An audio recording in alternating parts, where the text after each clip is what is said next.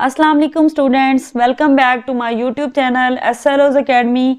I am your physics teacher and today we are going to discuss about 11th class physics chapter number 7 that is physics of solids. तो बच्चों आज की video का topic है 7.2.2 that is modulus of elasticity. तो सबसे पहले हम देखते हैं बेटा इलास्टिसिटी क्या होती है, ठीक है। उसके बाद हम देखेंगे कि मॉडुलस ऑफ इलास्टिसिटी क्या होती है। तो इलास्टिसिटी बेसिकली बेटा किसी भी मटेरियल की वो प्रॉपर्टी होती है कि जब हम उसके ऊपर स्ट्रेस को रिमूव करें तो अपनी ओरिजिनल शेप या ओरिजिनल वॉल्यूम या ओरिजिनल लेंथ को रीगेन कर ले, ठीक है। यानी हमने मटेरियल के ऊपर स्ट्रेस अप्लाई किया है और उसके अंदर चेंज आ गया है, बेशक उसकी लेंथ में चेंज आया है, शेप में चेंज आया है या वॉल्यूम में चेंज आया है, लेकिन जैसे ही हम उसके ऊपर से वो फोर्स या वो स्ट्रेस हटाएं तो वो जो मटेरियल है वो अपनी original shape, original length, original volume को रीगेन कर ले। तो ये जो एबिलिटी होती है मटेरियल की या ये जो प्रॉपर्टी होती है ना मटेरियल की, इसको हम बोलते हैं elasticity. So when the stress is removed, जब हम स्ट्रेस को रिमूव करते हैं, some materials return to their original shape, size और volume and this property is called elasticity, ठीक है।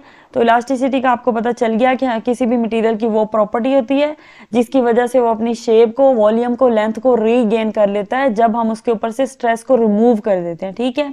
अब हम देखते हैं कि इलास्टिक मॉडुलस या मॉडुलस ऑफ इलास्टिसिटी क्या होता है। तो बेसिकली बेटा ये ना कांस्टेंट रेशो है स्ट्रेस और स्ट्रेन के दरमियान, ठीक है।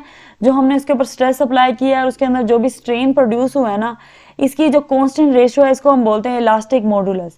सो the ratio of stress to strain is constant and this constant ratio is called as elastic modulus, ठीक है।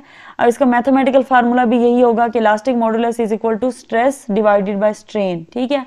अब इसका यूनिट क्या होगा, since strain has no unit, ये मैंने आपको पहले भी एक वीडियो में बताया था कि स्ट्रेन के पास कोई यूनिट नहीं होता क्योंकि वो सेम क्वांटिटीज की रेशो है, ठीक है। और जो चीज सेम क्वांटिटीज की रेशो होती है ना उसका कोई ना यूनिट होता है ना ही उसकी कोई डायमेंशन होती है, ठीक है। तो स्ट्रेन के पास ना तो कोई डायमेंशन है ना कोई यूनिट है, इसलिए जो स्ट्रेस का डायमेंशन है और जो स्ट्रेस की यूनिट है ना वही हमारे पास इलास्टिक मॉडुलस का डायमेंशन और यूनिट बन जाते हैं, ठीक है। Since strain has no unit so elastic modulus has unit of stress यानी न्यूटन पर मीटर स्क्वायर और पास्कल, और डायमेंशन भी सेम वही आ जाती है जो स्ट्रेस की होती है, ठीक है। यानी कि मास पर यूनिट लेंथ और पर स्क्वायर टाइम, ठीक है ना। सो नेक्स्ट हमारे पास types of modulus of elasticity आ जाता है। तो तीन तरह की हमारे पास टाइप्स होती हैं इसकी, यंग्स मॉडुलस, ठीक है। उसके बाद हमारे पास होता है बल्क मॉडुलस और थर्ड टाइप है शेयर मॉडुलस, ठीक है। तो इन तीनों को एक एक करके डिस्कस करते हैं। सबसे पहले है हमारे पास यंग्स मॉडुलस, ठीक है। अब ये जो यंग्स मॉडुलस है ना ये भी रेशो होगी क्योंकि बेसिकली हमारे पास इलास्टिक मॉडुलस वो रेशो है ना स्ट्रेस टू स्ट्रेन की। तो यंग मॉडुलस के अंदर हमारे पास स्ट्रेस टू स्ट्रेन की कौन सी वाली रेशो है, the ratio of tensile stress to tensile strain is called Young modulus. यानी रेशो तो है ही क्योंकि मैंने आपको इलास्टिक मॉडुलस की डेफिनेशन में बता दिया, और रेशो किस चीज की है, स्ट्रेस और स्ट्रेन की है। अब जब हमारे पास टेंसाइल स्ट्रेस की रेशो टेंसाइल स्ट्रेन के हिसाब से हम लेते हैं तो उसको हम बोलते हैं यंग्स मॉडुलस, ठीक है। और इसको बेटा रिप्रेजेंट करते हैं वाई से, और यंग्स बेसिकली साइंटिस्ट का नाम है जिस साइंटिस्ट ने हमें ये दिया था, तो इसलिए उसके नाम से ही इसका नाम रख दिया यंग्स मॉडुलस।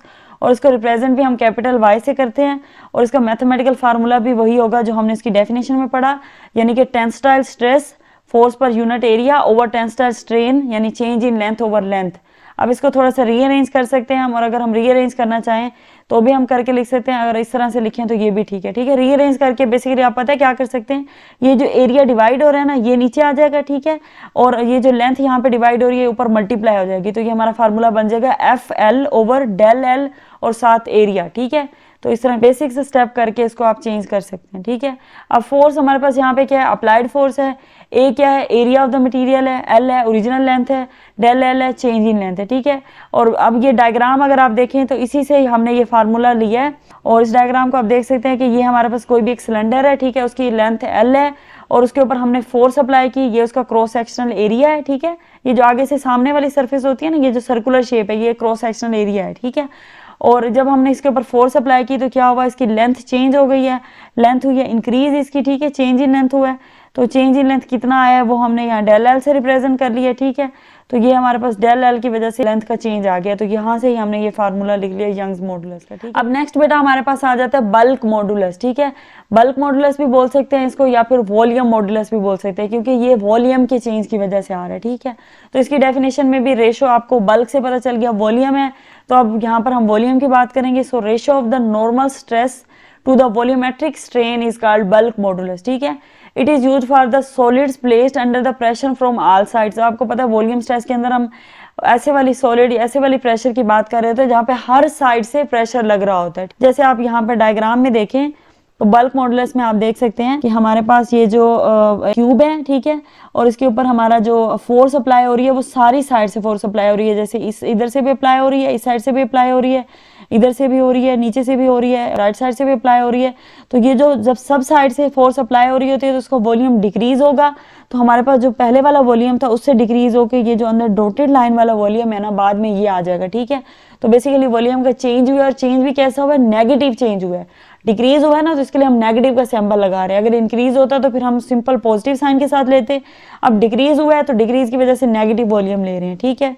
तो यही बात यहाँ पे लिखी हुई है कि it is used for solids. ये जो बल्क मॉडुलस है ये रेशो ऐसे सॉलिड्स के लिए यूज होती है जो कि प्लेस्ड अंडर द प्रेशर, जो अंडर प्रेशर प्लेस किए जाते हैं फ्रॉम ऑल साइड्स, ठीक है। हर साइड से प्रेशर अप्लाई हो रहा है, यानी फोर्स अप्लाई हो रही है। अब इसका मैथमेटिकल फार्मूला क्या है, B is equal to normal stress, हम ऊपर लिखेंगे फोर्स पर यूनिट एरिया, जैसे हमने पीछे लिखा था यहाँ पर फोर्स पर यूनिट एरिया, उसी तरह से तीनों के अंदर हमने ऊपर फोर्स पर यूनिट एरिया लेना है। अब नीचे यहाँ पे यंग्स मॉडुलस के अंदर हमने टेंसाइल स्ट्रेंथ की वैल्यू ली थी, और आगे जो बल्क मॉडुलस है इसके अंदर हम लेंगे वॉल्यूमेट्रिक स्ट्रेन की वैल्यू, ठीक है। और नेगेटिव साइन के साथ, नेगेटिव साइन इसलिए क्योंकि डिक्रीज हो रहा है वॉल्यूम, ठीक है। तो हम ये फार्मूला इस तरह से लिख सकते हैं, और यहाँ पे मैंने मेंशन भी किया है कि the negative sign shows that the decrease in volume but the bulk modulus is always positive, ठीक है। बल्क मॉडुलस हमेशा पॉजिटिव रहता है, लेकिन ये नेगेटिव साइन जस्ट ये बता रहा है यहाँ पे कि हमारे पास वॉल्यूम डिक्रीज हुआ है। और डेल वी क्या है, चेंज इन वॉल्यूम है। तो high bulk modulus means that material is difficult to compress. अच्छा, अब यहाँ पर ना एक चीज आ जाती है कि हमारे पास अगर बल्क मॉडुलस की वैल्यू ज्यादा हो तो क्या होगा, और अगर बल्क मॉडुलस की वैल्यू कम हो तो क्या होगा, ठीक है। तो अगर बेटा हमारे पास बल्क मॉडुलस यानी इस कांस्टेंट की वैल्यू ज्यादा आ जाती है, बल्क मॉडुलस एक बेसिकली कांस्टेंट ही है ना, इलास्टिक मॉडुलस है ना, और इलास्टिक मॉडुलस मैंने आपको बताया एक कांस्टेंट रेशियो को बोलते हैं हम।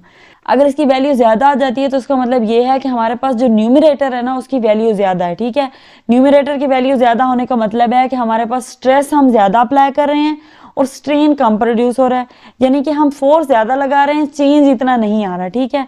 इसका मतलब है कि किसी भी मटेरियल का अगर बल्क मॉडुलस हाई होता है तो इसका मतलब है कि उसको कंप्रेस करना मुश्किल होता है, ठीक है, क्योंकि मैंने आपको बता दिया कि हम ज्यादा फोर्स, ज्यादा स्ट्रेस लगा रहे हैं, कम चेंज आ रहा है अगर इसकी वैल्यू ज्यादा है। तो इसलिए मैंने यहाँ पे लिखा कि high bulk modulus means that material is difficult to compress. और अगर इसकी वैल्यू कम है इसका मतलब है डिनोमिनेटर की वैल्यू ज्यादा है, क्योंकि ओवरऑल हमारे पास डिवीजन जब हो रही होती है फ्रैक्शन की फॉर्म में, तो जब वैल्यू कम आती है, रिजल्ट कम आता है, तो इसका मतलब होता है डिनोमिनेटर की वैल्यू ज्यादा है। डिनोमिनेटर की वैल्यू ज्यादा होने का मतलब ये है कि हम कम स्ट्रेस भी अप्लाई करेंगे तो चेंज आ जाएगा, यानी कि ऐसे मटीरियल को कंप्रेस करना आसान होगा, ठीक है। तो ये हमें ये बता रहा है। यहाँ पे मैंने लिखा है कि स्टील इसकी एग्जांपल है, यानी कि स्टील को कंप्रेस करना डिफिकल्ट होता है, उसकी जो बल्क मॉडुलस की वैल्यू है वो हाई होती है। अब हमारे पास थर्ड टाइप आ जाती है बेटा शेयर मॉडुलस, ठीक है। तो शेयर मॉडुलस ऐसे हम रिप्रेजेंट करते हैं, इसी तरह से उसकी डेफिनेशन भी पहले हम देख लेते हैं। The ratio of the shear stress to the shear strain is called shear modulus, और इसका मैथमेटिकल फार्मूला भी सेम एज इट इज होगा। यहाँ पर भी हम वही करेंगे कि नॉर्मल स्ट्रेस को ऊपर लिखेंगे, force per unit area divided by हमारे पास आ जाएगा शेयर स्ट्रेन, जिसकी वैल्यू होती है ये, जिसका फार्मूला होता है del X divided by Y, ठीक है। अब यहाँ पे डेल एक्स क्या है, displacement of the top surface है, वाई क्या है, हाइट ऑफ द ऑब्जेक्ट है। तो इस फार्मूले को हम यहाँ से भी समझ सकते हैं कि अगर हम इस डायग्राम को देखें तो आप देख सकते हैं बेटा ये हमारे पास एक क्यूब है, ठीक है, और ये जो है ना ये एक टिल्टेड क्यूब है। तो इसकी जो ओरिजिनल शेप थी ना वो इस तरह से थी कि वो यहाँ पे था, ठीक है, वाई पे, यानी कि ये जो हमारे पास ये वाला एज है जो स्लाइड होके या फिर टिल्ट होके एंगल थीटा के साथ इधर चला गया है, तो वो बेसिकली पहले यहाँ पे था, ठीक है।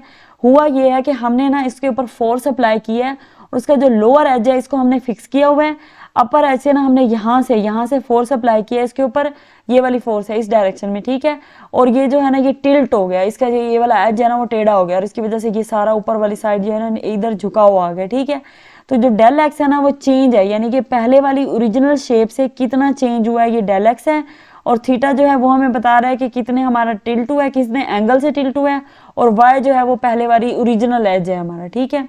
तो ये मैंने यहाँ पे लिखा हुआ है कि del X is the displacement of the top face, ठीक है, टॉप फेस की डिस्प्लेसमेंट है।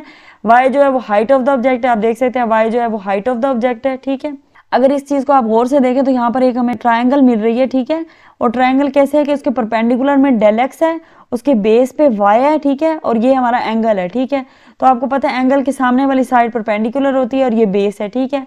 तो अगर हम यहाँ पर टेन थीटा अप्लाई करें, और टेन थीटा आपको पता है कि एक ज्योमेट्रिकल रेशियो है और इसको हमने वहाँ से याद किया हुआ है, वो आपने एक ट्रिक सुन के रखी हुई होगी कि some people have curly brown hair through proper brushing, ठीक है। तो वो जो थ्रू प्रॉपर ब्रशिंग है ना, वहाँ से हम करते हैं tan is equal to perpendicular over base, ठीक है। तो परपेंडिकुलर मैंने आपको बता दिया कि एंगल के सामने वाली साइड परपेंडिकुलर होती है, तो tan theta is equal to del X divided by base है, तो बेस क्या है, वाई है, तो ये लिख देंगे, ठीक है। अब बेटा टेन थीटा की ना एक प्रॉपर्टी होती है कि अगर हमारे पास थीटा की वैल्यू बहुत कम हो तो फिर हमारे पास थीटा और टेन थीटा इक्वल हो जाते हैं, ठीक है। यानी कि टेन जो है ना वो स्मॉल वैल्यू ऑफ थीटा के लिए ज्यादा वैल्यू नहीं देता, यानी इतना कम वैल्यू होती है कि वो थीटा के ही इक्वल आती है, ठीक है।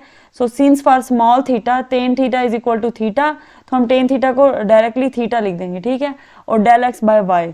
अब शेयर मॉडुलस बिकम, अब शेयर मॉडुलस क्या बन जाएगा, उसका मैथमेटिकल फार्मूला मॉडिफाई हो जाएगा, S is equal to force per unit area, area ये नीचे चला जाएगा, और डेल एक्स ओवर वाई को हमने क्या निकाल लिया, थीटा निकाल लिया, तो उसकी जगह हम थीटा पुट कर देंगे, ठीक है। तो ये हमारे पास नया फार्मूला बन जाएगा। अब एंड पे मैंने लिखा है कि it measures resistance against the shape change. तो बेसिकली ये क्या, कौन सी रेजिस्टेंस फाइंड कर रहा है कि जब शेप चेंज हो रही है तो बॉडी कितना रेजिस्ट कर रही है, उस चीज को ये फाइंड आउट कर रहा है, ठीक है। तो ये थी बच्चों हमारे पास तीनों टाइप्स इलास्टिक मॉडुलस की, और ये हमारा टॉपिक यहाँ पर कंप्लीट हो जाता है। आई होप कि आपको टॉपिक समझ आ गया होगा, लेकिन अगर आपको कोई कंफ्यूजन है तो आप कमेंट सेक्शन में पूछ सकते हैं। Thank you so much.